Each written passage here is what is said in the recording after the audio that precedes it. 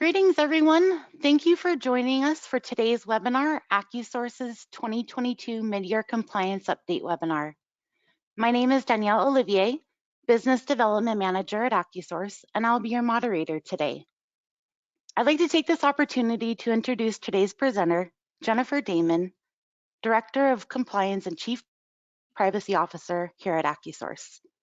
Jennifer graduated from the University of Akron School of Law with the Doctor of Law JD degree and has over 10 years experience in the background screening industry.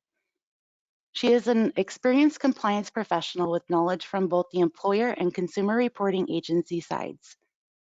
She has performed various roles in the industry, including interpretation of criminal and civil record summaries, managing quality control, and managing the E-Verify program, including audits for a billion-dollar facility services company. She has experience with government clearances and contract review. Jennifer is responsible for AccuSource's compliance department, including federal, state, and local legislation changes and industry accreditation. Additionally, she oversees the quality assurance process. I will now turn the presentation over to Jennifer. Thank you so much, Danielle. Good morning to those on the West Coast and good afternoon to pretty much everyone else, I believe. Welcome to our mid-year compliance webinar. We will be discussing several topics today and we'll be answering questions at the end of the presentation. Please send any questions you have and I will address as many of them as possible, or we'll follow up through email if we run out of time. I'm always surprised when it's time for me to prepare for the mid-year webinar, and 2022 is no exception. As always, the new year brought new changes to the background screening industry. Our review will include updates on ban-the-box laws and salary wage transparency requirements, an overview of new privacy laws, a review of litigation developments and their impact on screening programs, and a review of recent marijuana and drug screening related updates. We will then look forward to 2023 and discuss anticipated trends, as well as provide best practice recommendations as always. As usual, before I begin my presentation, keep in mind that this webinar is informational only. Even though I'm an attorney, I am not giving legal advice right now.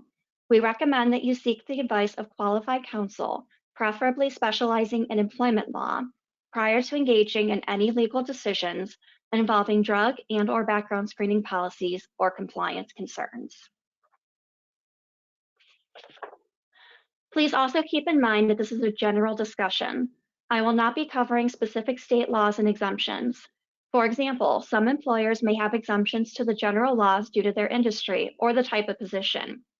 It's always best to discuss your specific business needs with legal counsel to ensure that you're compliant. Our discussion is also limited to criminal records. We'll not be discussing credit reports, which are governed by federal law and are also restricted by certain state laws.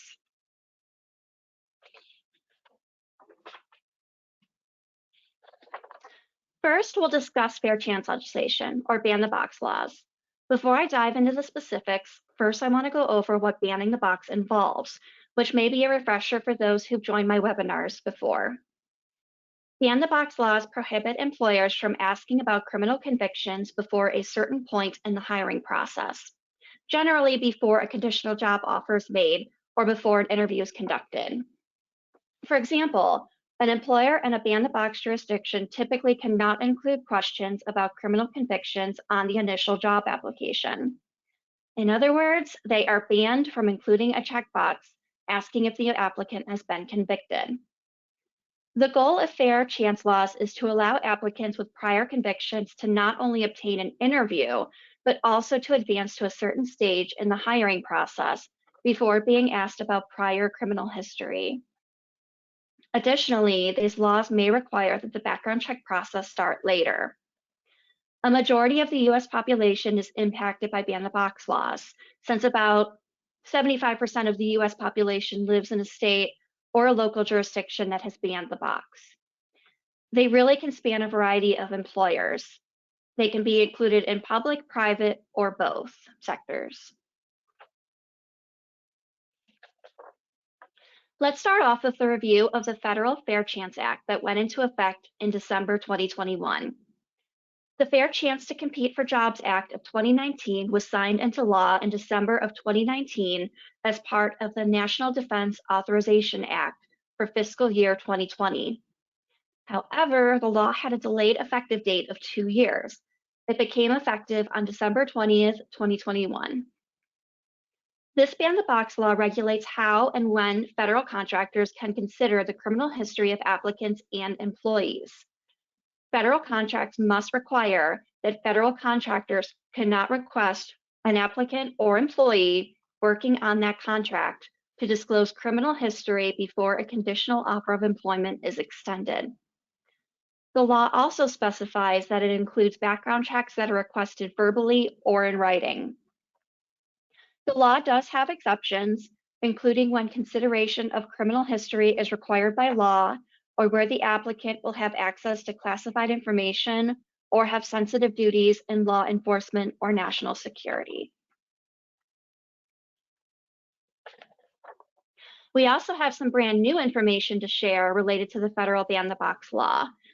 This may be a little bit confusing because we're going to discuss initial regulations that have been proposed by the Office of Personnel Management, also known as OPM, that's related to ban-the-box laws for direct federal employees, not contractors. However, some of these regulations may be helpful for federal contractors, as the Federal Acquisition Regulatory Council, or FAR Council, is required to issue regulations for federal contractors that are consistent with those issued by OPM. So even though we're talking about direct federal employees and federal contractors, the laws at least have to be on the same level in some way. The OPM proposed regulations apply only to direct federal employees, but they could be used as a framework for the FAR Council when it issues its own regulations related to federal contractors. Specifically, OPM has listed positions where the ban-the-box law will not apply, including any position where an agency is required by statute to ask about criminal history before making an offer, positions that may include access to classified information, positions that are designated as sensitive, dual status military technicians who are subject to a determination of eligibility for acceptance or retention in the armed forces, which is in connection with concurrent military membership, federal law enforcement officers, and political appointees.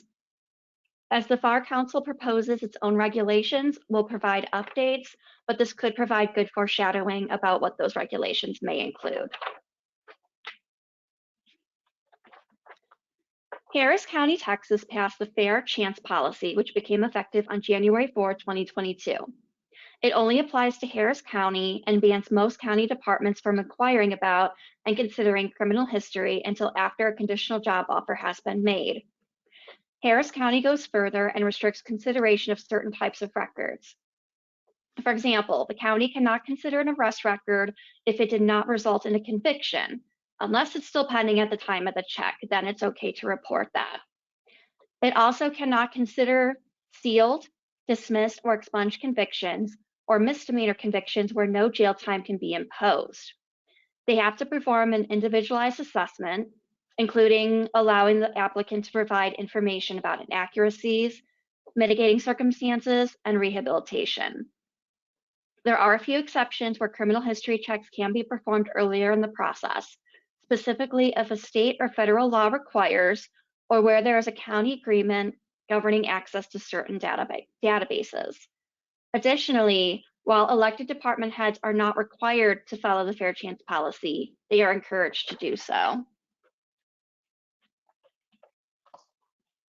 Since our year-end compliance webinar last year, domestic workers in New York City and New York State have gained new protections. We'll first start with the updates to New York State's laws, which became effective on December 31st. 2 amendments were enacted that benefit domestic workers. The First Amendment removed language from the New York State Human Rights Law that excluded domestic workers from most protections. A second amendment repealed a section of the law that had protected domestic workers from harassment, but not other types of discrimination. New York City also extended protections under the New York City human rights law to domestic workers who were previously excluded from protection under that law. This update went into effect on March 12th. We have reviewed new fair chance laws, but let's review some recent information out of Wisconsin, which prohibits discrimination against applicants and employees based on arrests or convictions. An employer is allowed to defend against a discrimination claim under the Wisconsin Fair Employment Act, or WFEA, by showing that the criminal record substantially relates to the circumstances of the job. I'm pretty sure by now that sounds really familiar to everyone who's in the industry or an employer. There has been concern over whether an offense that occurred in a domestic setting, such as domestic violence, could be substantially related to a job. The Wisconsin Labor and Industry Review Commission, or LIRC, has historically answered no, saying that the likelihood of reoffense is minimal in an employment setting because the crime being considered occurred in a domestic setting. The Wisconsin Supreme Court weighed in on this topic in Cree Inc. v. Palmer. To quickly summarize the facts, Palmer was convicted of 8 crimes related to domestic violence, including felonies. After his release from prison, he applied to Cree for work as a lighting application specialist, which involved work in a facility with over 1,000 other employees.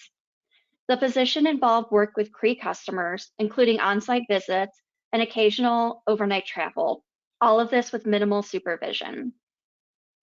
Cree withdrew the conditional offer of employment to Palmer after reviewing his criminal history results. Palmer then filed a discrimination complaint, and ultimately LIRC determined that because the convictions occurred in a domestic setting, they were not substantially related to the position. Cree appealed to the Wisconsin Supreme Court. That court reversed LIRC's decision, finding that Cree sufficiently showed that the circumstances of those convictions were substantially related to the circumstances of the position at Cree. Providing clarification for future decisions, the court provided a simplified restatement of the substantial relationship test. An employer must show that the facts, events, and conditions surrounding the crime materially relate to the facts, events, and conditions surrounding the job. While convictions may have occurred in a domestic setting, the question is whether material circumstances that exist in the workplace present opportunities for recidivism, given the character traits shown in a domestic violence case. For Cree, the applicant's violent manner could have led to issues if he'd been challenged by those around him, which would have been exacerbated by minimal supervision. Based on this analysis, the court found that the conviction history was substantially related to the position at Cree. What does this mean? This decision allows Wisconsin employers to be more confident in decisions to revoke job offers based on domestic violence crimes. Colorado became the 7th state to enact a clean slate law, which creates an automatic sealing process for older criminal records if the person remains crime-free for a certain period of time. The law was signed into effect on May 31st and specifies the type of offenses and time frame in which they are eligible to be sealed. Arrest records that do not result in a conviction can be automatically sealed. Additionally, automatic sealing also applies to civil infractions with 4 years since the final disposition, petty offense or misdemeanor records with 7 years since the final disposition, and felonies with 10 years since the final disposition or release from jail. There are exceptions for crimes that are not eligible, including crimes involving violence. A record also cannot be sealed if a defendant still owes restitution, fines, or court fees. This automatic sealing process starts in 2024, so it gives time for employers to prepare and be ready for that.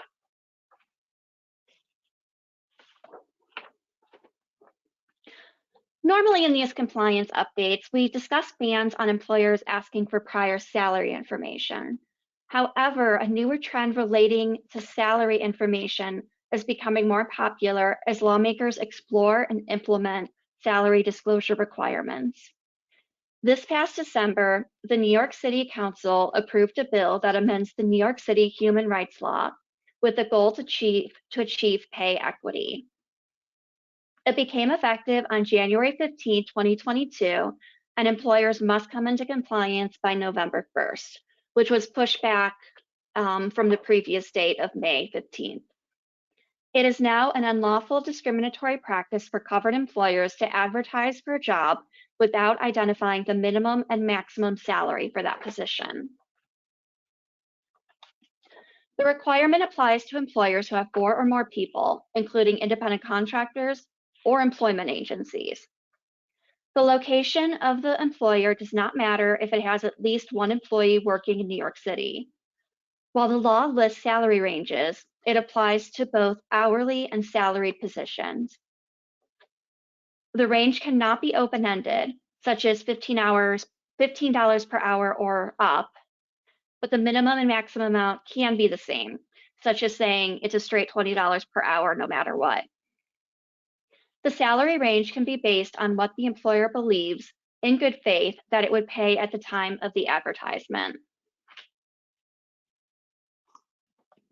In addition to external advertisements, the law also applies to a company's internal job postings and opportunities for promotion or transfer. Positions that cannot or will not be performed, at least in part, in New York City and its 5 boroughs are excluded. However, in a world of remote work, the law applies to fully remote positions that could be performed by someone living in New York City. Temporary help firms are excluded, but they are already required to provide this type of information under a separate New York law. Employers who violate the law face a civil penalty up to $125,000 and up to $250,000 for a willful violation. Non-monetary relief can also be imposed, such as requiring the amendment of job advertisements or interactive training for recruiters and HR staff. Current employees can also bring private discrimination lawsuits. I also wanted to provide a very quick heads up that New York State has proposed similar legislation that would require salary range disclosure for the entire state. As we learn more about this proposed law, we'll keep you posted.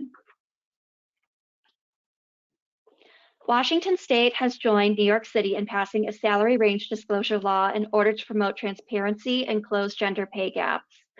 In March, Washington's governor signed SB 5761, which requires Washington employers with 15 or more employees to affirmatively disclose in all job postings a wage range. Employers must also include all benefits and other compensation being offered. The law applies to all positions, including exempt positions. Under the law, postings refers to any solicitation meant to recruit job applicants for a specific available position. This includes recruitment conducted directly by the employer or indirectly through a third party. It applies to postings made electronically or in printed hard copy. Additionally, an employer must provide a wage or salary range to an existing employee who requests it in relation to an internal transfer or promotion. Employers who violate the law can be sued. Courts can award damages of at least $5,000 or actual damages, whichever is greater. An applicant or employee can also file a civil complaint, subjecting an employer to a civil penalty of at least $500 or actual damages. Washington employers have until January 1st, 2023 to come into compliance with this new law. On April 20th, Mississippi's governor signed a law that goes into effect on July 1st. The Mississippi Equal Pay for Equal Work Act prohibits employers from paying an employee a wage at a rate that is less than that at which an employee of the opposite sex is paid for equal work, taking into consideration equal skill, education, effort, and responsibility. It also must be performed under similar working conditions. So in other words, men and women have to be paid the same for for the same type of work, as long as all the requirements and qualifications match up. The Act exempts pay differences based on a seniority system, a merit system, a system that measures earnings by quantity or quality of production, and any other factor other than sex. An employer is expressly permitted to rely on an employee's salary history, the continuity of that person's employment, market competition for an employee's services, and employee attempts to negotiate wages. The Act does not prohibit employers from asking about salary history, and it does not require pay transparency. As this law goes into effect on July 1st, impacted employers should focus on coming into compliance as quickly as possible.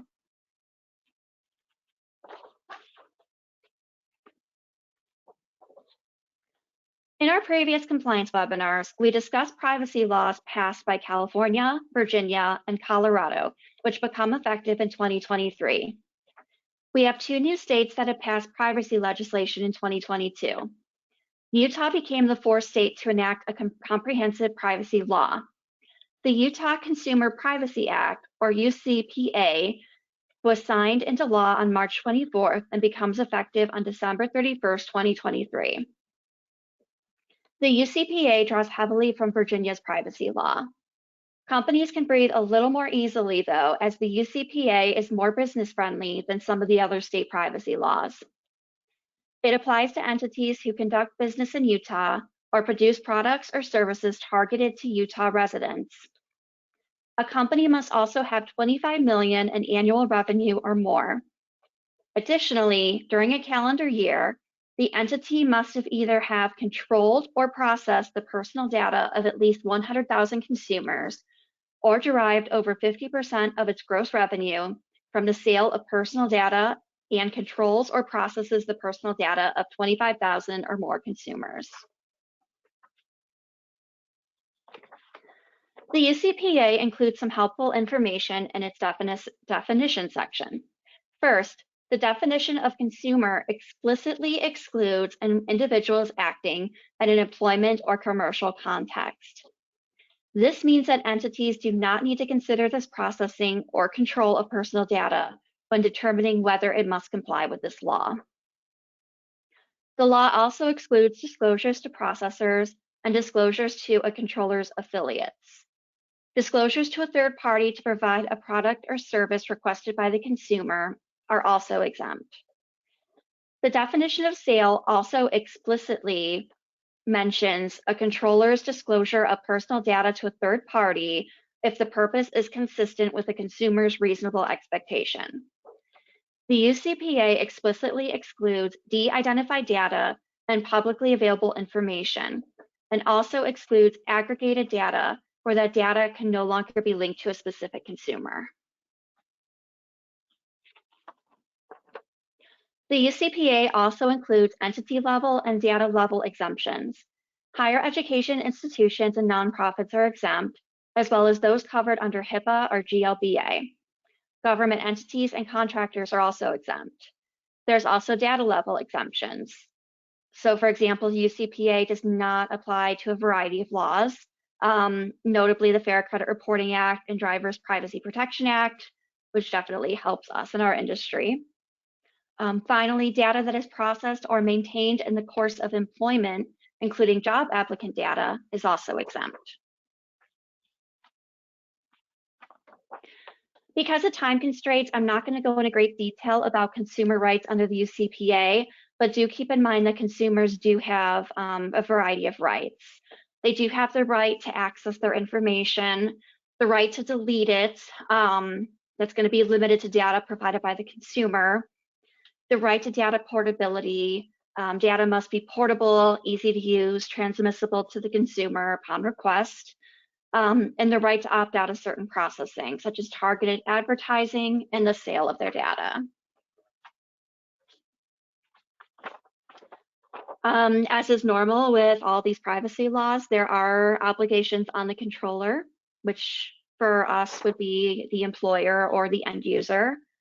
Again, due to lack of time, I'll just run through these very quickly.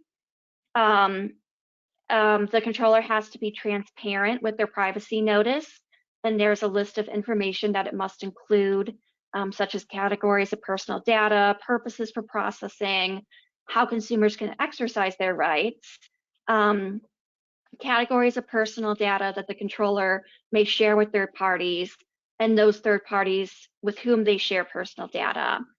And then a means for consumers to exercise opt-out rights if the data is sold to a third party or used for targeted advertising.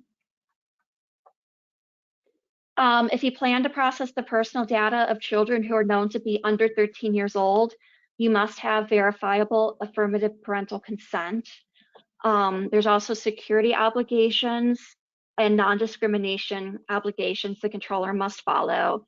For example, if someone requests that you delete their personal information, you can't treat them differently because they exercise that right.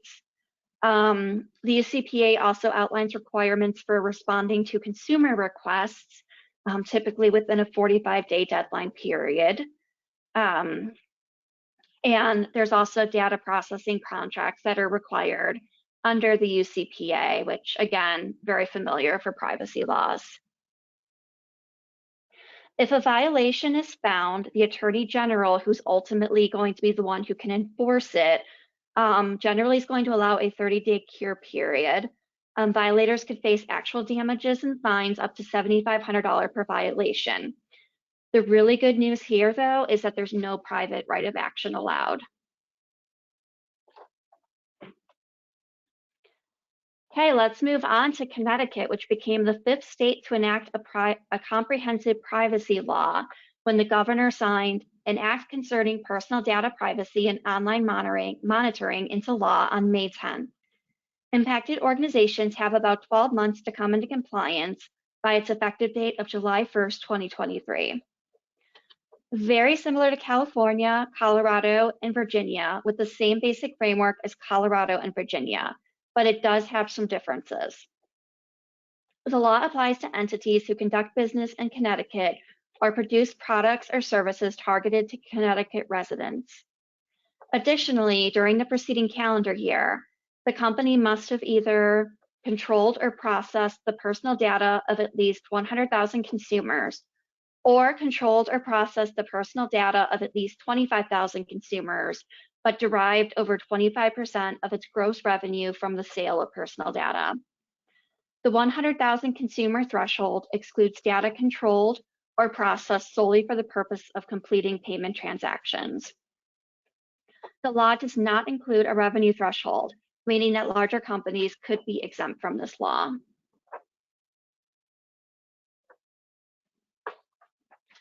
Similar to the Utah privacy law we just reviewed, Connecticut also excludes individuals who are acting in an employment or commercial context from the definition of consumer.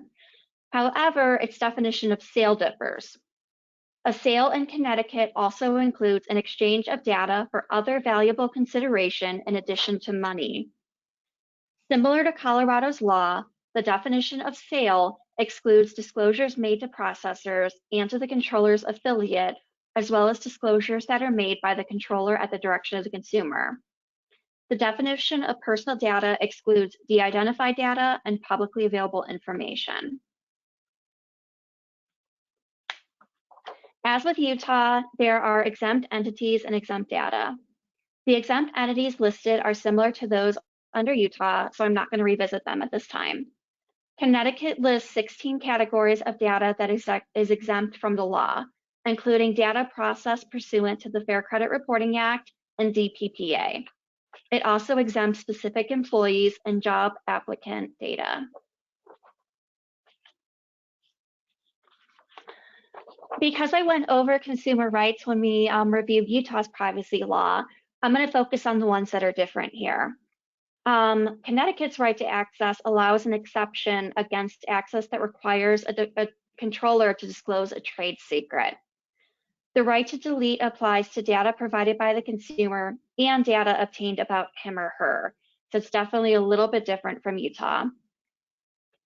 The right to data portability is expanded, including not only data provided by the consumer, but also data processed by the controller, no matter how the controller obtained it. Connecticut also provides a right to correct, meaning that a consumer can request the correction of inaccuracies in his or her personal data. Finally, the right to opt out is a bit more expansive in Connecticut, also allowing opt-out rights for profiling based on solely automated decisions.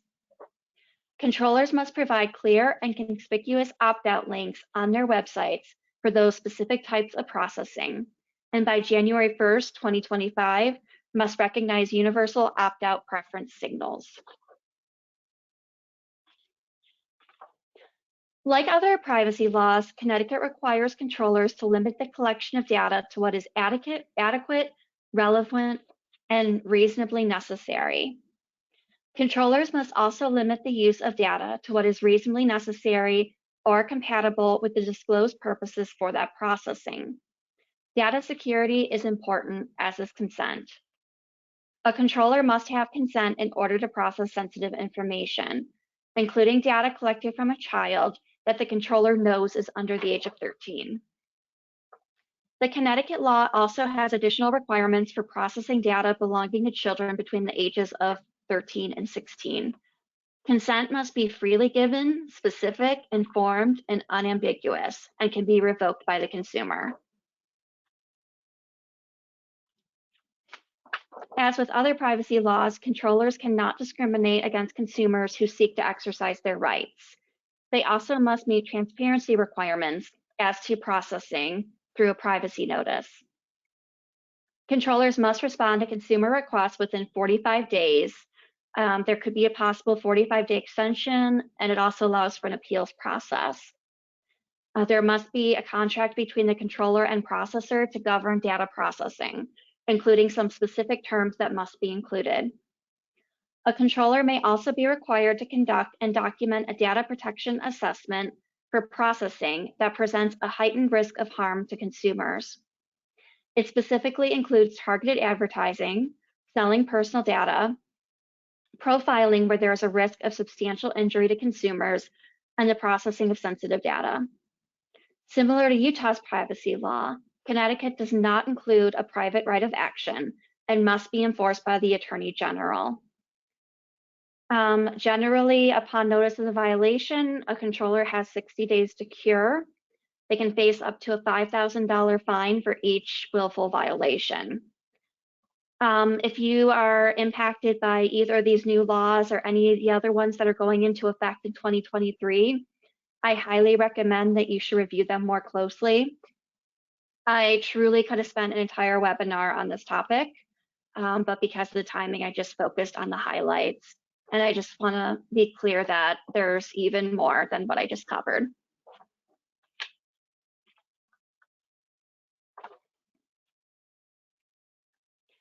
AccuSource always watches for litigation and other legal updates that could affect how we or our clients approach background screening. I would like to take some time to briefly review some notable decisions. Be aware that there are other cases that were decided in recent months, but I will focus on just a couple. A year ago, the U.S. Supreme Court held in TransUnion v. Ramirez that the majority of an over 8,000 member class action under the FCRA lacked standing because they did not suffer a concrete injury. The case was remanded down to the district court, and in February, a settlement notice was filed. While the settlement has not been made public at the time that I prepared this webinar, it's definitely going to be interesting to see the final result, especially since the class ended up being much smaller. This decision can be greatly beneficial to employers and background screening companies, as it requires a class member to have suffered actual harm rather than the possibility of a harm. If and when the settlement is made public, we will definitely let you know. The U.S. Court of Appeals for the Eighth Circuit recently decided its own Article III standing case. In Schumacher v. SC Data Center, the plaintiff, on behalf of a potential class, alleged several FCR claims. First, that the disclosure provided by the defendant was not clear and conspicuous and contained extraneous information. We have definitely heard that one before. Second, the plaintiff claimed the defendant did not provide a proper pre-adverse action notice before revoking her employment offer. Third, She argued that the employer unlawfully procured the report because the authorization did not specifically refer to the phrase consumer report. The court found that the plaintiff lacked standing to bring the claims under the FCRA in federal courts. While the disclosure did have technical violations, such as small font and release of liability language, the plaintiff did not argue specific facts to show that she suffered a real-world harm. While the court acknowledged the plaintiff did not receive a copy of her report before her offer was revoked, she did not claim the report contained inaccuracies that she could have disputed with the background screening company. In that way, the proper receipt of the pre-adverse action letter and report would not have made a difference in the outcome. For the third claim, the court held that the authorization does not have to specifically use the wording consumer report in order to be valid under the FCRA.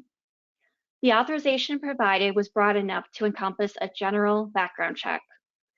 Ultimately, this case and others like it are helpful to background screening companies and end users to not only reduce the size of potential classes, but also to argue lack of concrete injury.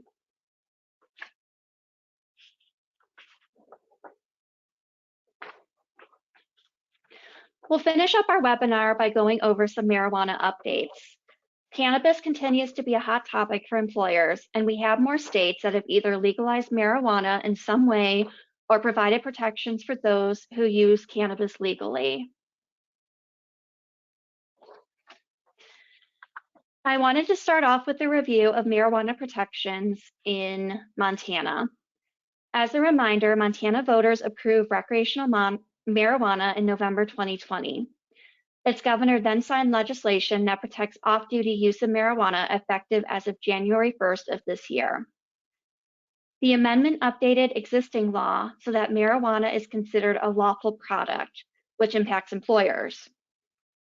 An employer cannot refuse to hire or discriminate against an employee due to his or her legal use of marijuana off premises during non-working hours. An employer is permitted to take action if the off-duty marijuana use affects an individual's ability to perform his or her job or affects the safety of others. If the use conflicts with bona fide occupational qualification, where the employer, as part of a professional services contract, is allowed to limit the use of marijuana, the employer is a nonprofit that discourages use of marijuana by the general public, or where the employer believes its actions are permitted under an established substance abuse or alcohol program or policy, professional contract, or collective bargaining agreement. While marijuana use does have some limitations related to employment, the new law may make it difficult for employers to act on positive marijuana test results for the reasons I just described.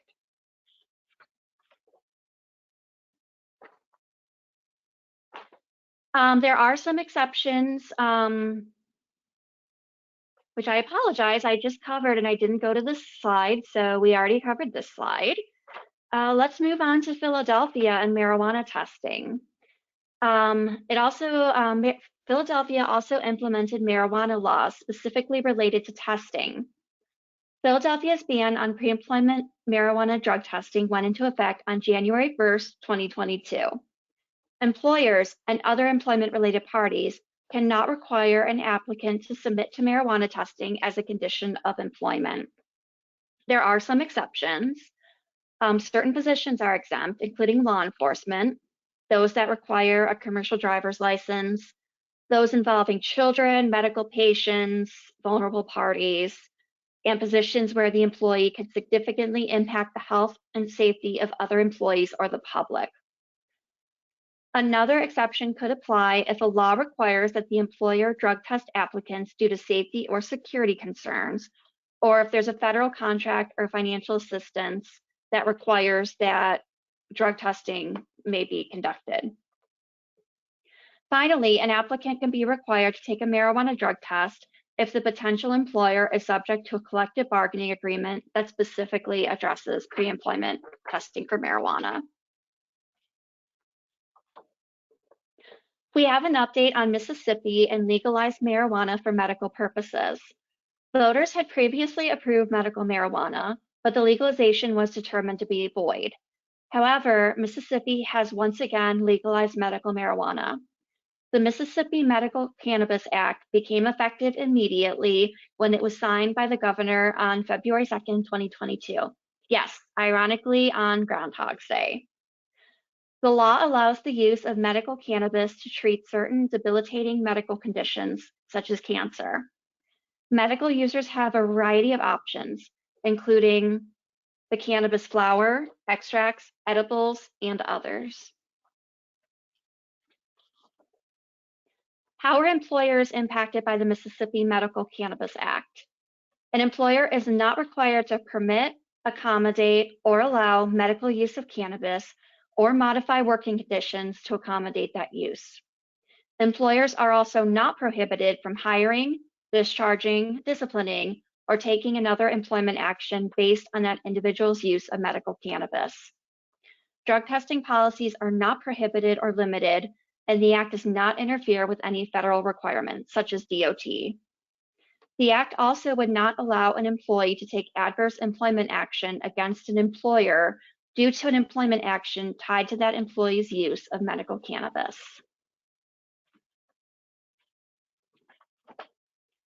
The law also does not permit, authorize, or establish an individual's right to take legal action against an employer who took an adverse employment action against that individual due to his or her use of medical marijuana. It also does not require employers to pay or reimburse for medical marijuana. Employers still have the right to deny or establish legal defenses where it has denied workers' compensation claims due to a positive drug test result. The Act also does not create a private right of action by the employee against the employer. On May 24, 2022, Rhode Island became the 19th state to legalize cannabis for adult recreational use under the Rhode Island Cannabis Act. Retail sales are not likely to start until December 1st of this year. However, adults who are 21 and over can now legally possess marijuana. They are limited to possession of up to 1 ounce of cannabis, but are also permitted to grow up to 6 plants for personal use. Only 3 of those are allowed to be mature, though. An adult can also possess up to 10 ounces of cannabis in his or her personal residence. The Act also automatically expunges prior civil records, misdemeanor and felony convictions for possession of marijuana that would now be decriminalized under the law. All eligible records will be expunged by July 1st, 2024, so a couple years from now. How are employers impacted? Employers are not required to accommodate the use or possession of marijuana or being under the influence in any workplace or location where work is performed. This includes remote work. Rhode Island employers can take adverse employment action based on the violation of a workplace drug policy or because the employee was working under the influence. However, employers are generally prohibited from terminating or taking other disciplinary action against an employee solely based on his or her private lawful use of marijuana outside of work, as long as he or she was not working under the influence at that time. Positive drug tests are likely not going to be enough for this reason, unless there was evidence of current impairment at the time of the drug test. There are exceptions under the law, pretty similar to other ones that we've talked about. Exception if work is prohibited by a collective bargaining agreement or the employer is a federal contractor. May also be exempt if they are subject to a federal law or regulation. If an employee works in a job that is hazardous, dangerous, or essential to public welfare and safety, an employer is allowed to prohibit the use of cannabis within the 24-hour period prior to scheduled work. It is important to note that the Act expressly limits an employer's ability to rely on off-duty cannabis use in making certain employment decisions. So Rhode Island employers really need to review this new law very carefully to see how they should be treating marijuana going forward.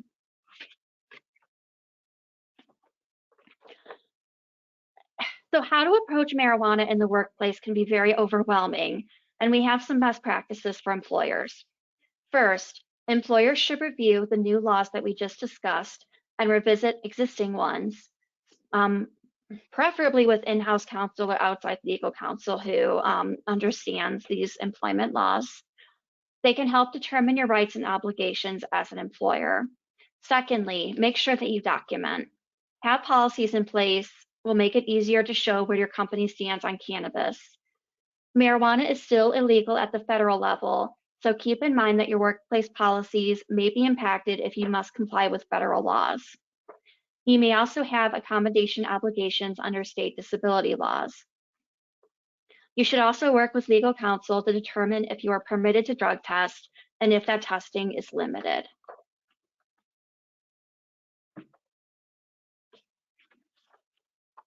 What could we expect in the world of background screening and employment law as we race towards 2023? We will likely see more ban-the-box laws, and wage and salary transparency will likely increase and follow the nationwide trend. Privacy is going to continue to be critical, and we may even see a federal privacy law come into effect. Thinking back to my email this morning, I'm pretty sure that there's been a draft privacy law that's been published. I just haven't had a chance to look at it just yet. As marijuana is legalized and employers work through their obligations and rights under the new laws, we will be able to review legalization's impacts and adjust our workplace policies.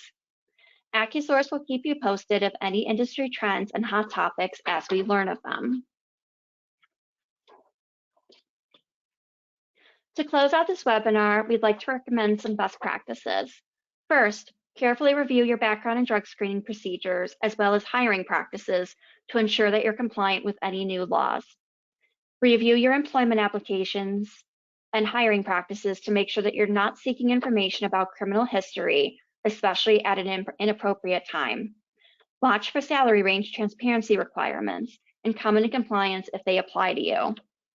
Watch new privacy laws closely and determine if you need to come into compliance and by when. Litigation results are always helpful to ensuring your program remains compliant, as they can provide guidance on what to do and what to avoid. Remember to keep a close eye on the legalization of marijuana and its impacts on drug testing. We recommend reviewing any of these areas with your in-house counsel or outside counsel to determine how the changes affect your background and drug screening programs. We have reached the end of this presentation, and I will now answer questions that were received. Thank you, Jennifer. So we'll dedicate the remainder of the webinar to addressing your attendees' questions. If you had not had the chance to ask a question via our questions panel, please feel free to do so now. The first question that we have is, it seems more places are enacting clean slate laws or expungement laws. How could this affect background screening? So realistically, most of these laws say that once something's been expunged and an individual is not required to disclose it on a job application or if asked by an employer. So that means that employers will no longer be able to find out about those records that have been expunged. The applicant is not going to be required to disclose them since they're now expunged. Something else to consider, if you are rescreening the same applicant through the AccuSource screening software, later reports could be different due to those expungements. We may have been able to report it previously, but if it's since been expunged, we're not going to be able to report it going forward, even though we know it exists. Great. The next question that we have is, do you see salary range disclosure requirements increasing? Most likely, yes. I remember being fairly new to this industry and hearing about ban-the-box laws, and there weren't a ton of them back then. But as you know, it's one of the topics I cover in each of my webinars. Those aren't going anywhere. And with the importance of equality and pay equity, I think we're going to start seeing more of the salary range disclosure laws coming up. Really, too, it's a very hot topic. Pay transparency allows all applicants to be on equal ground when they're requesting compensation during the hiring process. So I don't think these are going to go away. I think we're going to see more of them. Great. We actually had a few questions around this one, but you mentioned earlier that there are now 5 states that have privacy laws. Do you have any recommendations for how to keep track of these laws, or is there any upcoming trainings that you'll be performing in regards to those privacy laws? I'm not sure if I'm going to be providing a very specific training on the new privacy laws, but I do have some blog posts planned that can cover these privacy laws in a little bit more depth. I'm sure I'll be covering them again and anything else that comes up in the end of year compliance webinar. For keeping track of them, it's a lot. Privacy is part of my job, and not only is it US privacy, but world privacy. So I completely feel your pain with keeping track of all of them. First, review the threshold requirements. Does this law even apply to you? If it does, figure out how it applies to you. There might be certain things that do, there might be certain things that don't. I highly recommend creating a privacy program if you don't already have one. And I love spreadsheets. I have spreadsheets for everything, and I use spreadsheets to keep track of a bunch of things. And if you search online, there's various resources that have summary charts that could also be a good starting place. Great answer. The next question that we got was earlier when you were going over lawsuits, you'd mentioned that there were a number of cases related to the FCRA. Why aren't these court decisions easier to make? It seems like it takes months, if not years, to be resolved. Yes, I completely agree. So something to keep in mind, the Spokio case, which was fairly recently, it defined that in order to have standing, a plaintiff, which includes any class member, not just the named plaintiff in the lawsuit, must have suffered a concrete injury, meaning that they're actually harmed by the alleged violation. And it wasn't just a bare procedural violation, as you've likely heard in previous webinars. Whether someone has standing ultimately becomes a question of fact for the jury or the other decision maker if there's not a jury being used. When the case is remanded back down to the lower court level, usually it's so that way the jury can look at all the facts and determine whether there was a true injury in fact versus a plaintiff saying, you violated the procedure of this law. It didn't really affect me, but because you violated it, I'm going to sue and take you to court. This review of the facts takes a lot of time, especially when there's a bigger class.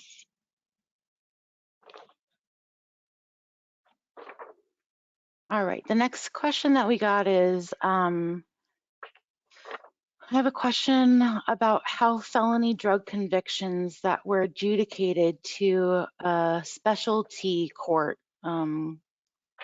drug court, veterans court.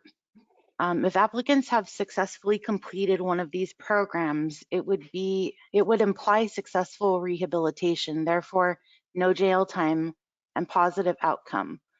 What type of jobs would be eligible or ineligible for these types of applicants? Minimum wage, stocking jobs, etc. How and why would conditional offer of employment be rescinded for these types of jobs?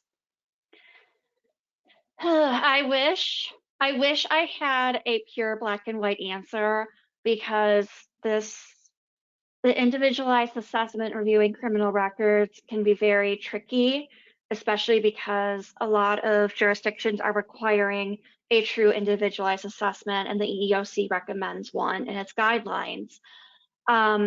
Unfortunately, without knowing more details, I can't give a very specific answer, but Danielle will forward the question to me, and I could definitely reach out and follow up with you after the webinar. But that's a very good question, one that I'm sure all of us ask at all times when looking at records. Another Is also correcting mistakes on background checks seems to be a giant hassle. How does one actually make this happen?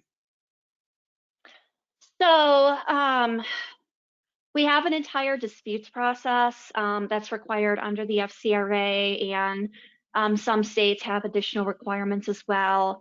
Usually an applicant reaches out and someone on my team will handle the dispute. We reinvestigate, we update everything. If you've had an applicant who's disputed anything on the background check, you probably received an email from myself or someone on my team. Um, it is a time-consuming process, but it's an important process because obviously accuracy is very, very important. And while it does take time, it is very important to update the report as needed. The next question that we have is, can we post roles and say Colorado-based candidates need not apply? I've seen that on some job postings. If we aren't ready to share ranges, is that an okay solution, or do we need to share the range? I highly recommend speaking with an employment attorney on that specifically. I would be concerned that there could be a discrimination claim, purposely not allowing Colorado applicants to apply to avoid having to list the ranges. But I am not an expert on pay equity laws in Colorado, and I highly recommend that you reach out to your counsel to ask that question. But thank you, that's a good question. All right, Jennifer, we're almost at the end of our time, so this will be our final live question. Again, attendees, if you entered a question into the chat box and we didn't have an opportunity to address it live, our team will follow up with you directly post-webinar to provide you with an answer. So our last question is going to be, thanks for covering marijuana updates. As an employer who drug tests, is there anything else that is helpful to consider? So marijuana laws and court holdings can really vary drastically depending where you as the employer and where your applicant is located. First, I recommend that you really understand what the laws and the courts have held for your specific area or areas. Keep in mind too that one employee could be protected in one state, but another employee may not have that same protection if they live in a different state. Um, Something you'll want to consider in your policy is, how do you want to handle this situation? Do you want to have a consistent program across the board for all employees that meets that baseline strictest requirement based on the different state laws? Or are you going to have a policy where it varies based on the specific protections that an employee may have in their specific state? Really, it's about making sure that you have a very strong drug policy and being able to defend that. Great. Thank you, Jennifer, for facilitating this informative webinar, and a special thank you to our attendees for joining us today. If you have any additional questions, please contact us at marketing@AccuSource-online.com. On behalf of the AccuSource team, we wish you all an enjoyable day.